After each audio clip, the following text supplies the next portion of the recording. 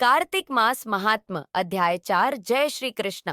आप सभी का दिन शुभ और मंगलमय हो।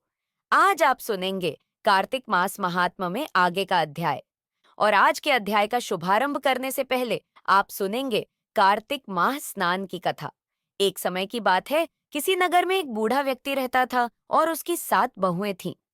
एक बार कार्तिक का महीना आया और उसने अपनी बहुओं से कहा कि मैं कार्तिक का स्नान करूंगा, क्या तुम इसे निभा दोगी? 7 में से 6 बहुओं ने मना कर दिया, लेकिन बड़ी बहू ने कहा कि मैं निभा दूंगी। बूढ़ा हर रोज सुबह उठता और नदी पर स्नान कर घर आता। गीली धोती को वह बड़ी बहू के आंगन में सुखा देता। जैसे जैसे उस गीली धोती में से पानी की बूंद जमीन पर गिरती, वैसे ही वह हीरे मोतियों में बदल जाती। धोती से हीरे मोती गिरते देख बाकी 6 बहुओं से रहा नहीं गया और वे बोली कि हम भी ससुर जी को अपने यहाँ नहाने को बोलते हैं। उन्होंने कहा कि पिताजी, आप कल से हमारे यहाँ कार्तिक स्नान कर लीजिए। बूढ़े ने कहा कि ठीक है, मुझे तो नहाना ही है, मैं तुम्हारे यहाँ नहा लूंगा। बूढ़ा सुबह सवेरे स्नान करके आया और धोती उसने दूसरी बहू के आंगन में सुखाने के लिए डाल दी, लेकिन यहाँ हीरे मोती की बजाय कीचड़ टपकने लगा। बहू ने यह देखा तो कहा कि आप हमारे यहाँ पाप का स्नान कर रहे हो, इसलिए यहाँ से जाओ और बड़ी बहू के यहाँ ही स्नान करो। बूढ़ा वापस बड़ी बहू के यहाँ आया और कार्तिक का स्नान करने लगा।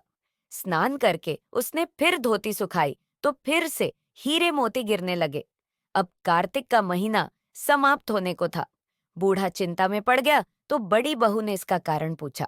उसने कहा कि कार्तिक स्नान समाप्त होने को है और मेरा मन है कि मैं सारे परिवार को एक दिन खाने का न्योता दूं। बड़ी बहू ने कहा कि पिताजी, इसमें चिंता की क्या बात है, आप सभी को बुला लें, मैं खाना बना दूंगी।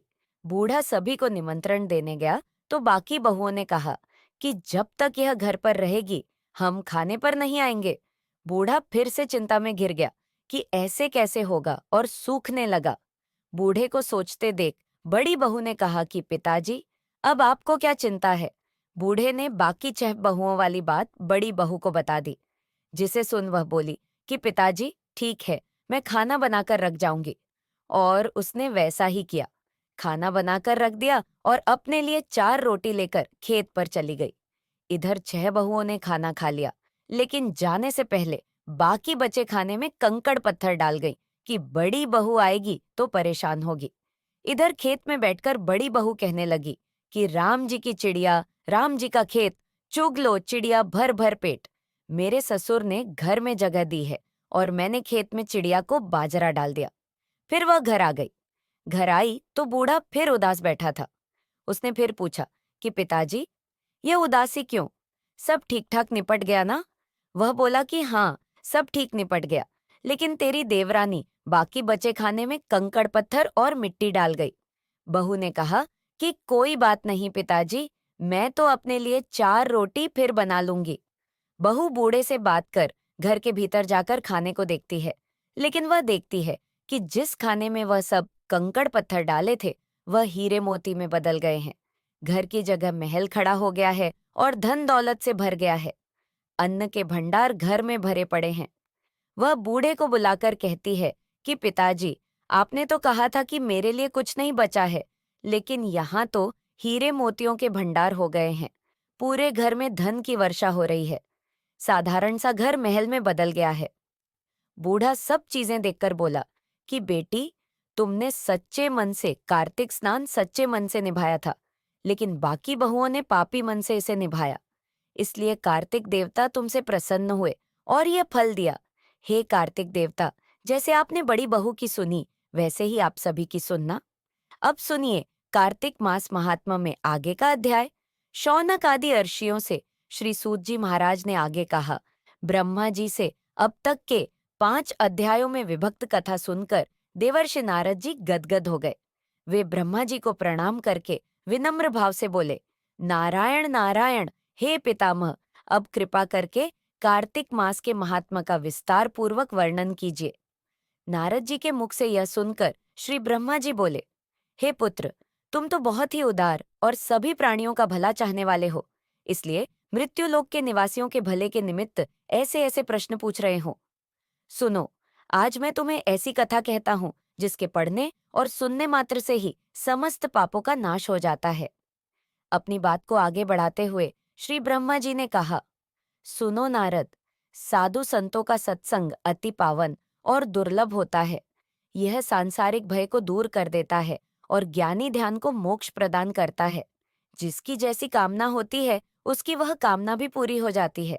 जिस तरह से गंगा जी पापों को धो देती हैं और सूर्य पापों को भस्म कर देता है, ठीक उसी प्रकार संत समागम पाप, ताप और दीनता तीनों को ही नष्ट कर देता है। आधे क्षण का संत समागम भी मोक्ष प्रदान करने वाला होता है। इतनी बात सुनकर तमाम आर्षि और मुनि ने कहा, हे सूत जी, अब आप कृपा करके कार्तिक मास महात्मा का इतिहास और प्रसंग सुनाने की भी कृपा कीजिए। तब श्री सूत जी बोले, हे ऋषियों, एक समय चंद्रबदनी और कमल के समान कमल नयनी श्री सत्यभामा ने मन ही मन में विचार किया कि मैं धन्य हूँ, जिसके पतिदेव स्वयं त्रिलोकीनाथ भगवान मधुसूदन हैं और वे 16,108 रानियों में सबसे बढ़कर मुझे ही प्रेम करते हैं।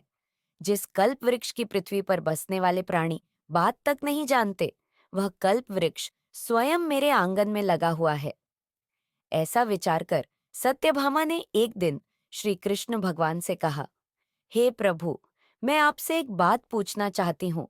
आशा है कि आप मेरे हित के लिए मेरी इन बातों का उत्तर देने की कृपा करेंगे।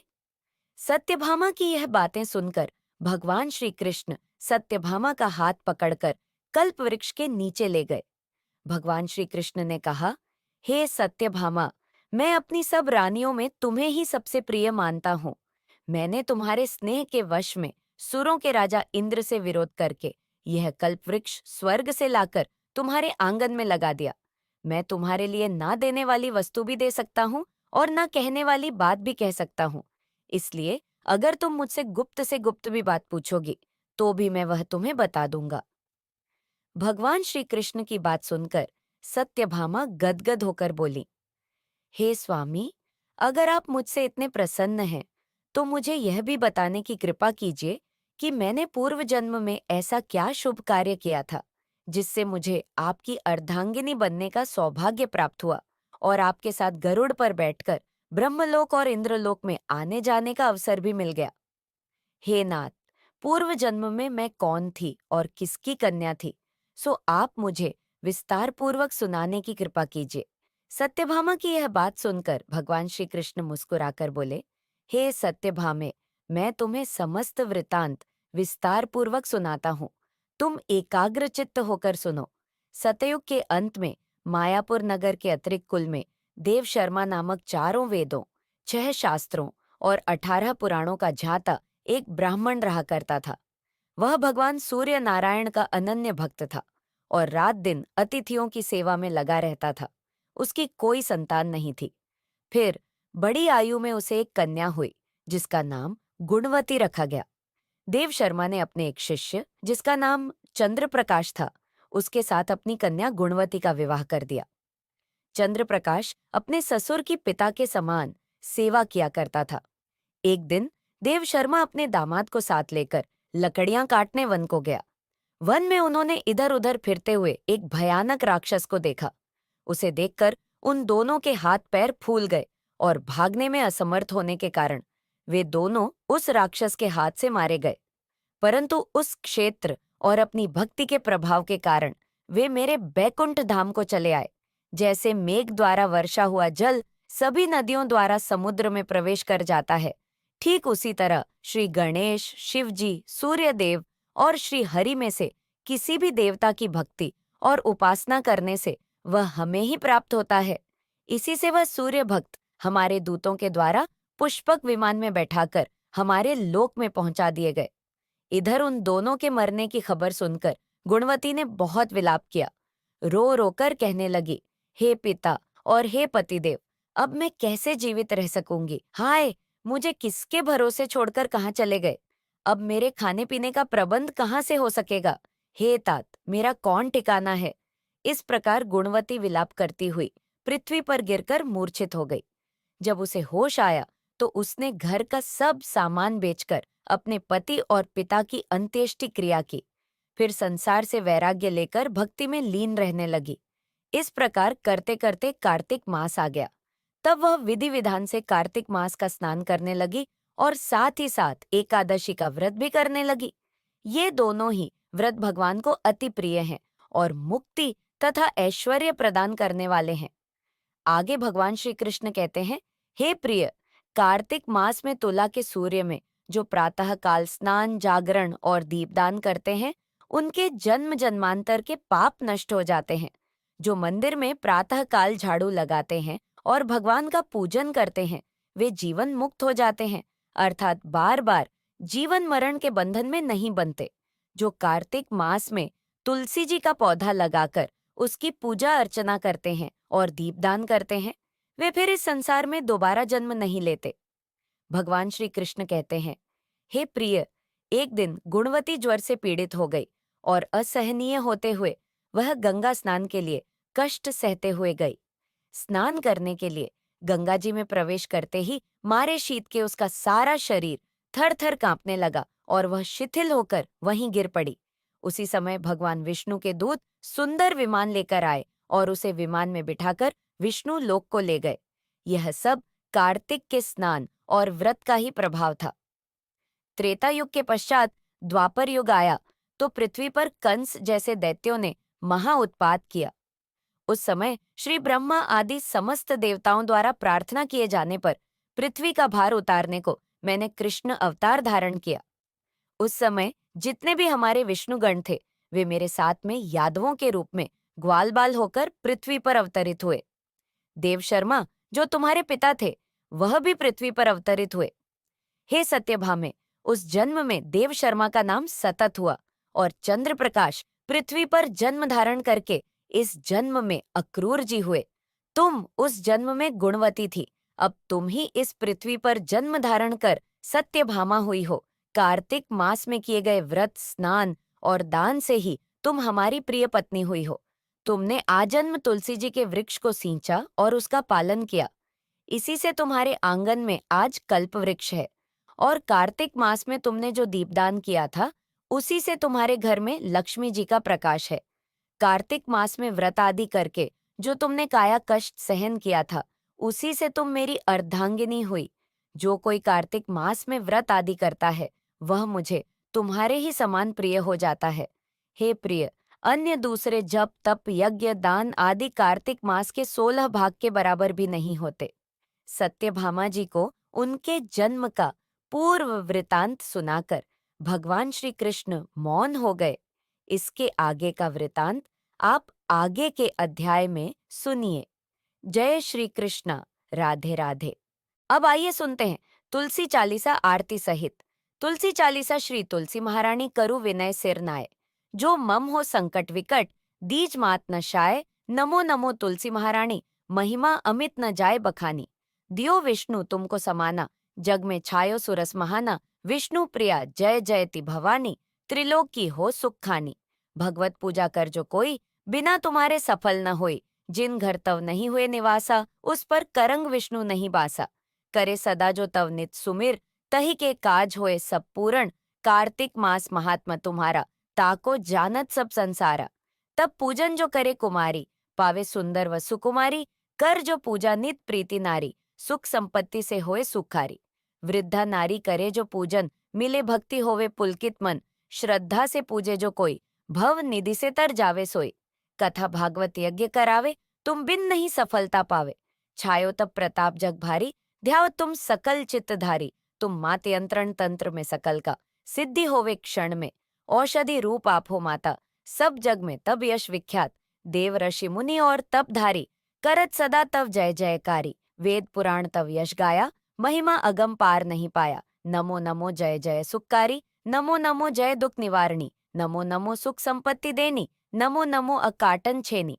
नमो नमो भक्तन दुख हरणी, नमो नमो दुष्ट मच्छेनी। नमो नमो भव उतारने, नमो नमो परलोक सुधारने।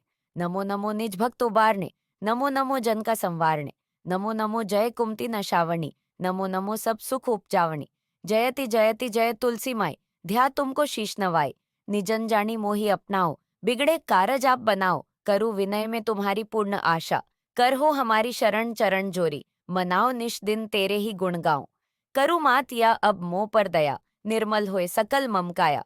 मांगो मात यह वर दीजे, सकल मनोरथ पूर्ण कीजे। जानो नहीं कुछ नेम चारा, कम हो मात अपराध हमारा। 12 मास करे जो पूजा, ता सम जग में और न दूजा। प्रथम ही गंगा जल मंगवावे, फिर सुंदर स्नान करावे। चंदन अक्षत पुष्प चढ़ावे, धूप दीप नैवेद्य लगावे। करे आचमन गंगा जल से, ध्यान करें हृदय निर्मल से। पाठ करें फिर चालीसा की, स्तुति करें माँ तुलसी की। यह विधि पूजा करें हमेशा, ताकि नहीं रहे क्लेशा। करे मास कार्तिक का साधन, सोवे नित पवित्र सिद्ध जाही है। यह कथा महासुखदाई, पढ़े सुने सो भवतर जाई। यह श्री तुलसी चालीसा पाठ करे जो कोय, गोविंद सो फल पावही, जो मन इच्छा होए। तुलसी जी की आरती, जय जय तुलसी माता। सब जग की सुखदाता, सब योगों के ऊपर, सब रोगों के ऊपर, रुत से रक्षा करके भवत्राता।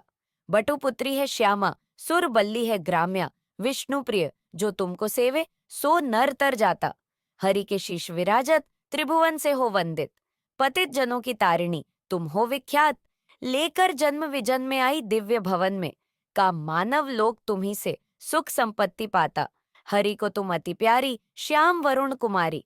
प्रेम अजब है उनका, तुमसे कैसा नाता। जय श्री हरि विष्णु। अगर आपको यह वीडियो पसंद आए तो लाइक, शेयर और सब्सक्राइब करें, ताकि ऐसी ही और प्रेरणादायक कथाएं आप तक पहुंचती रहें।